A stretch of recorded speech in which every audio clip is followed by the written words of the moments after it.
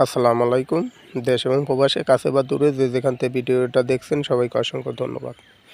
বর্তমানে বাংলাদেশে সবাই জানেন কম বেশি বৃষ্টি হচ্ছে, এটা নতুন কিছু না, এটা আমাদের এখানেও সেমটাই হচ্ছে।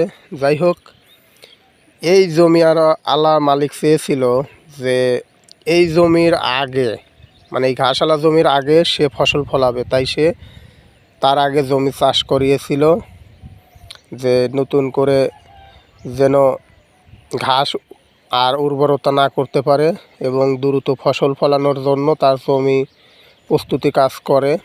এমত অবস্থায় 2 দিন যাবৎ টানা বৃষ্টির কারণে বর্তমানে ক্ষেতের এই অবস্থা।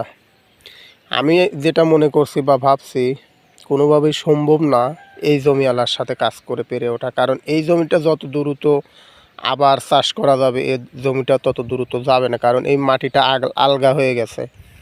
আর এই মাটিটা চাপা ধরা আছে, যেটুকু পানি এই উপরেই আছে, হয়তো একদিনের জায়গায় 2 দিন রোদ হলেই এই জমিটা আবার পরিপূর্ণতা পাবে কাজ করার মতো, কিন্তু এই জমিটা ম্যাক্সিমাম 1 সপ্তাহ ওয়েট করতে হবে।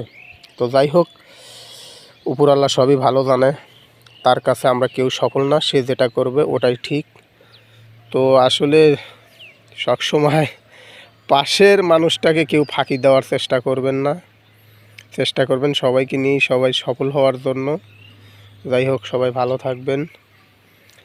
বৃষ্টিঘিনিত গ্রাম বা বৃষ্টি আছে বলেই আল্লাহর এত সৃষ্টি সুন্দর, কারণ বৃষ্টি হলে অনেক উদ্ভিদ জন্মায়, সবুজের সমারোহ হয়ে পুরো এলাকাটা সৌন্দর্য ভরে যায়।